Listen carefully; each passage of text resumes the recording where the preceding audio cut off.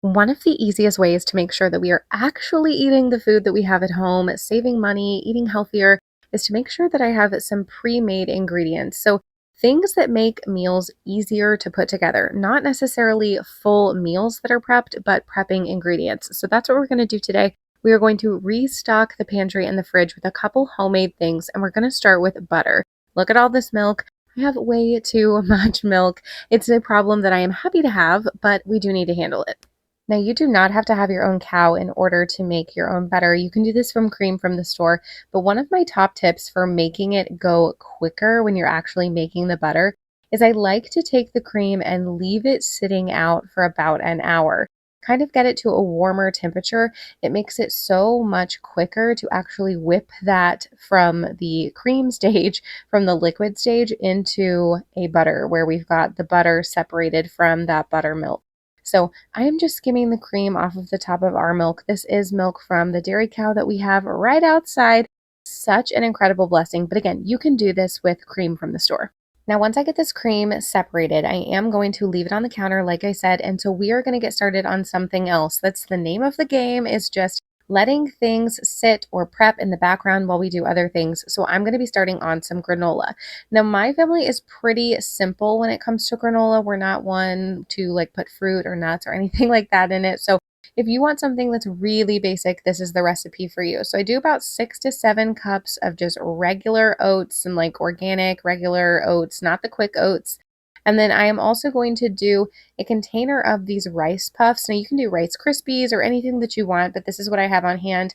1 cup of maple syrup and 2 sticks of butter. So that's what we got melted in the beginning. So 2 sticks of melted butter, and you're going to mix that really well. Go ahead and get that on a baking sheet. And I'm of course going to use parchment paper so that this doesn't stick. And we're going to spread this out as evenly as we can on these 2 baking sheets. Now I've got my oven at 250 degrees and I'm going to leave this in there for 2 hours. Like low and slow is the name of the game. So we're going to get this all evenly spread out on these. And then for 2 hours, we're going to have it at 250. And I stir it every 30-ish minutes. I mean, if I get busy, I might set the timer for 10 more minutes.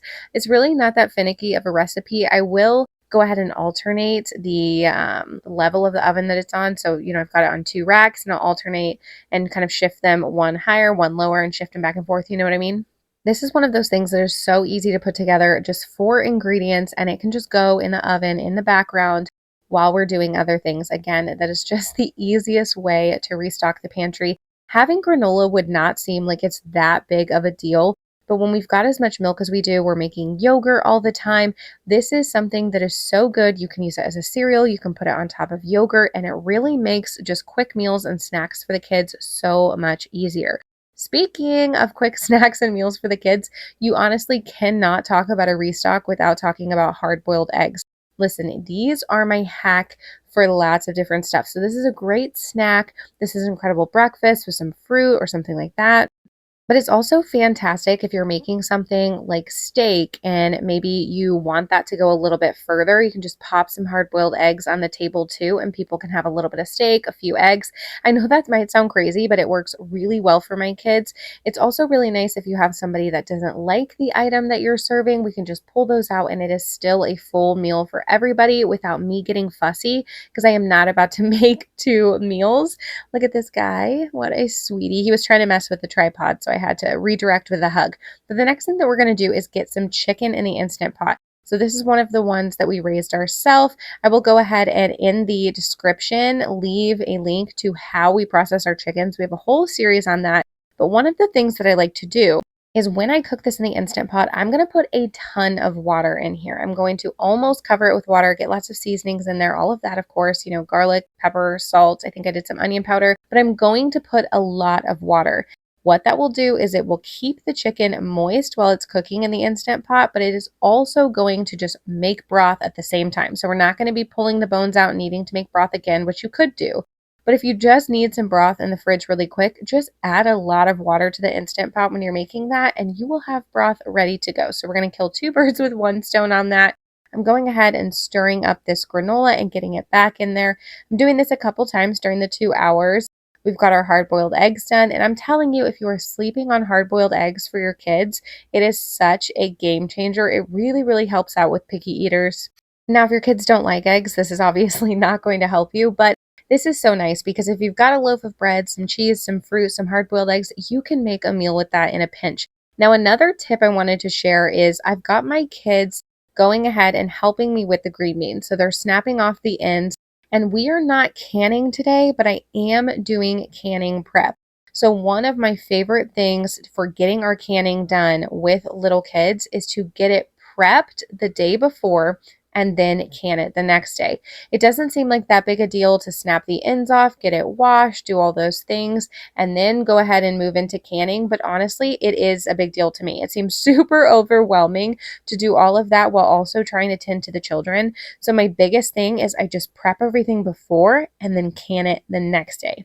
So if you're feeling like canning is just a little bit overwhelming with littles underfoot, you don't have a lot of help in that area yet because they're still young, that might be something that really works for you. I do this with everything, even meat. I could get the chicken cooked up to can one day, put it in the fridge, heat it back up over the stove in some water the next day, and then I will can it then. So let's move on to this butter. Now that we have had this cream and it has been kind of coming up to a warmer temperature, I'm putting this in my butter churner, my electric butter churn. Now you can do this in the KitchenAid. You don't need this thing, but I do have a lot of cream coming in and I love that this keeps all of the mess contained. So I'm getting it in there. It's going to spin it around until it turns into butter. And you can see that it has separated here. After it separates, I let it go for just a couple more minutes to make sure that it is nice and good and separated. We've got all of that buttermilk out of the butter, like spun out of the butter. And then I'm going to take this off and get it into the bowl. Now I have 2 batches of this. So when I have a lot of cream, I prefer to make a bunch of butter in one day versus making a small batch of butter every day. So I'm going to put this in a stainless steel bowl, and then I will literally just start with the rest of the cream. Now we have pigs. I did not have pigs on my homestead for the longest time. I don't know why I thought that they were so complicated, but honestly, they are one of the easiest animals. I should have added them just as soon as I added my chickens. But I say this because we've got a lot of extra byproducts for making cheese and butter, and I just put that straight in the bowl to feed the pigs with, and it's amazing. Now, when we send our pigs to processing, I think I'm going to start taking things like this buttermilk and whey from cheese and putting it with some of the chicken feed to ferment it and kind of, I don't know, not be so liquidy so that it's just splashing on the ground, but get the feed nice and mushy and fermented and give it to my chicken. So that's something you can do if you don't have pigs as well. But I'm just going to get this second batch of cream spun up. And then when this is done later, we will add the 2 together and really get our butter going. But I love to do everything in one big batch. It just saves a lot of time, I find. And it definitely saves on dishes because I'm not washing this butter churn container over and over every day. We're just doing batches back to back. So I've got the granola out. I'm going to let that cool. And now it is time to actually take this hunk of butter and get the buttermilk out. This buttermilk, it's not horrible if it's in there. And if I'm going to eat butter fresh, so if we are going to leave some of this out to eat with bread, I actually do leave some of the buttermilk in so it's a little more spreadable. But if you're going to store it in the fridge or want to keep it for a little bit of a longer time, you want to squeeze out as much of that buttermilk as you can. Now, making butter might not be for the sensory overloaded. I do not know how to do this in a clean way. I am constantly just using my hands to mix this salt in and to measure this into my butter mold. So if this is not your thing, just skip on by. But we are working with clean hands over here. So I am just measuring this into my butter mold. I'm putting this into my butter mold. And I love this thing because it makes, sticks of butter. So it's really easy to cook with. But if you didn't want to use something like this, you could just take your butter and put it in 4-ounce portions. That would be the equivalent of 1 stick of butter. And so that's really nice. You could do that as well and then just flash freeze that and then just pull it out and use it for cooking later. So I'm getting everything in my mold. I'm going to keep what doesn't fit in the mold for fresh eating. I'm going to stick this in the freezer. I meant to just do it for an hour and then wrap it, but my day got away from me. So it ended up sitting there until later this evening, but that's fine too. So now that the granola is all cooled, I'm going to go ahead and get it in these containers. If you make nothing else from this video to make your life easier, I'm telling you this granola recipe is delicious, even on its own, just as a cereal. but it really makes things easier, feel more special and substantial when we're doing something like a yogurt. So this is something that I am making like once a week in our house. It is so, so good. You should definitely try it out. I think that you would love it. So I'm just getting everything cleaned up and then showing you guys the chicken. So this is what the chicken looks like after it cooked. You can see that there is a lot of water, but I'm telling you, I mean broth. It's not water, it's broth. But this is so nice because you've got the chicken and you've got the broth and you didn't have to do any extra work. So I let that cool down. We actually had that chicken for dinner, and then later on that night it was time to make the Bovre. If you have never had this, let me tell you about the easiest cheese you could possibly make. So the texture of this is a lot like goat cheese, except you're making it with cow's milk, and I use this for everything. This is one of the easiest cheeses to make. It lasts a good long time in the fridge. It freezes well. Let's take a little bit of a break to hear from our sponsor, this chicken broth. Just kidding. But I am getting this strained. It had sat there and cooled for a little bit. I'm going to let it cool for a little bit longer on the counter just so I'm not putting it into the fridge piping hot. But this is such an easy tip. This is such an easy trick for getting some broth when you're making your chicken. I'm sure everybody's doing this by now, but if you're not, you should try this because then you can take the bones and make bone broth again and get even more out of your whole chicken. Or if you need broth quick and in a hurry, you can just skip that, do this method, maybe put the bones in the freezer for later, and you are good to go. Now, while our Bovre is coming up to temperature, I want it to get to about 85, 86 degrees. While our milk, not our Bovre, our milk, because it's not Bovre yet, while our milk is getting up to temperature, I'm going to get started on the bread. Now, this is an opinion I have that's probably a little bit unpopular, but if you're hanging with me this far in the video, I'm going to share because I feel like we're friends. I think that fresh milled flour, so bread made with fresh milled flour and instant yeast, is probably, I'm not a doctor, so don't quote me, probably healthier for you than sourdough made with all-purpose flour from the store. That's just what I think. I mean, that's what I'm going to tell myself anyway, because I don't want to mess with sourdough. But I got some of our wheat berries mixed up, milled up. I got them milled up, and I am using the hard white wheat. I've also used einkorn, but I do prefer hard white wheat. It's just so much easier to work with. And we are making a no-knead bread. This is such a good recipe. I will leave the link down to it in the description. It's from Scratch Pantry. It's so easy. You're talking flour, water, salt, and yeast.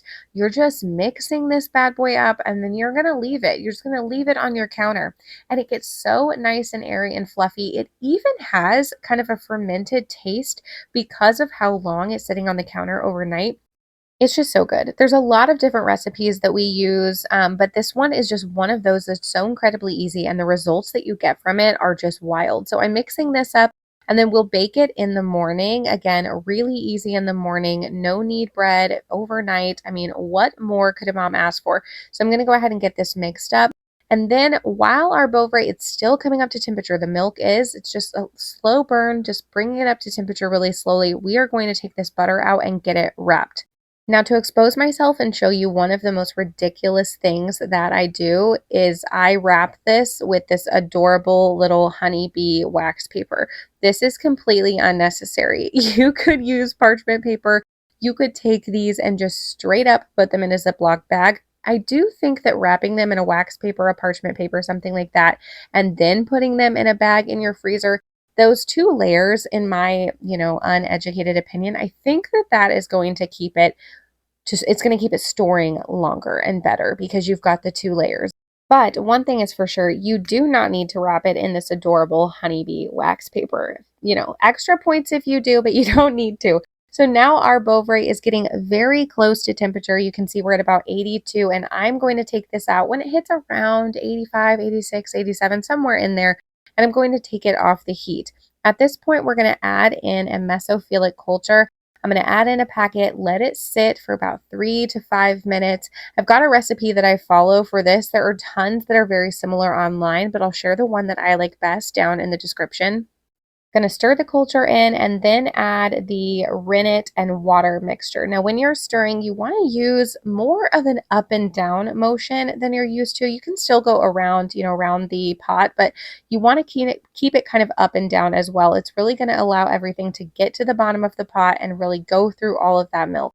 So this is the rennet that I used, and when this is done, It is as simple as putting a lid on this bad boy and moving it to the back of the counter until morning. This is the easiest cheese, I'm telling you. So the next morning, it is time to take that bread and take that cheese that we prepped and get that ready for the day. So I'm going to get the oven heating up, and while that is heating up, I've got the Dutch oven in there because for this bread, you want a hot Dutch oven. So I've got that in there heating with the oven, and I'm going to get the bread proofing. Get the bread shaped and proofing. Is that what is that what the terminology is? We're going to get it shaped. So we're going to take it out of the bowl that it's been, get it into a nice shape, and then I'm going to transfer it to a strainer. I know lots of people have really fancy proofing bowls, and I think that that would be fantastic, but I don't have those. I've always just used a strainer or a colander. It keeps the shape nice, allows it to breathe a little bit like those proofing baskets. I just throw a towel on top and we are good to go. I think as a busy mom, one of the things I've learned is it's just so important to have like a no fuss kitchen. I don't need a bunch of crazy kitchen gadgets. And I know that a proofing basket is not crazy, but what I'm saying is I don't need a lot of extra things. To me, it just adds a lot of extra stress. So I'd rather just use something like a strainer, a colander. It works really well. Now, if you want to have those things, I think that is amazing. Go on with it. I love it. But for me, it's just I need easy meals. I need things that are going to have multiple purposes. And that's why I love these like overnight breads, overnight cheeses, things that don't require a lot of fussing. So I'm just getting some flour on this, and then I'm going to place it on some parchment paper and right into the strainer. It's going to sit here for about an hour or so or until I get to it, and then we will get it into the oven to bake. So this is one of those recipes. It's extremely easy. I don't mean to be like, you should try everything in this video, but honestly, if you're a busy mom, these recipes are so easy, and it's going to make it easier for you to feed your family in a pinch. Look at this Bovre. Look at this cheese. So it doesn't look appetizing yet, but it will. You'll see the vision. Just hang with me. So now that we have got it and we've got an actual cheese curd and whey, I am going to spoon this into this flour sack towel. And so this is what we're using as our cheesecloth material. I have this towel over a strainer that is over a bowl to catch the whey. I don't want to waste this. If you've got chickens or pigs or something like that, or even if you want to use this whey for bread baking in place of water, you could do that. But I want to catch all of that that's going to strain off. So you can see that there is quite a bit of liquid straining from this. So I'm just going to spoon all of the curds into this and let that whey strain off. And however long you choose to do this, however long you choose to let it strain is really up to you and the finished product that you want. That's why I like this as well, is you can kind of have it a softer cheese, a more crumbly cheese, more spreadable, whatever you want. Look at the bread. Now, this is not the prettiest bread, okay? I didn't say I was a bread artist, but it was delicious. So this is what we've got after a couple hours of straining. And I'm just going to kind of break this up with my fork. I want this to be kind of like a goat cheese texture. You could go drier if you wanted and really sprinkle it over salads or something like that. But I really am going for something a little bit more spreadable or scoopable. Now you can season this how you like, salt, Italian seasoning, whatever you want. Just go ahead and mix that in and then stick this in the fridge. Enjoy over scrambled eggs mixed into those. You could put it in a quiche. You could dip your crackers in it. It is so versatile. Listen, if you've made it this far, I hope that you had fun hanging out with me. I hope that you turned this on while you were doing dishes or in the kitchen or relaxing or whatever. These are just some meals, well, some items, not meals, some items that I use to make things a little bit easier for me in the kitchen, to make mealtimes a little less stressful so that we can actually eat at home instead of getting fast food and eating out all the time. If you like this video, I think that you would like this one over here. It's all about some of the different bread recipes that I really like that use yeast, because I told you I'm not really a fan of sourdough, sorry. So these are going to be all instant yeast bread recipes. I think you would love it. I'd love it if you would like, comment, subscribe, stick around. But until next time, I hope you're having a really, really great day, and I will see you in the next one.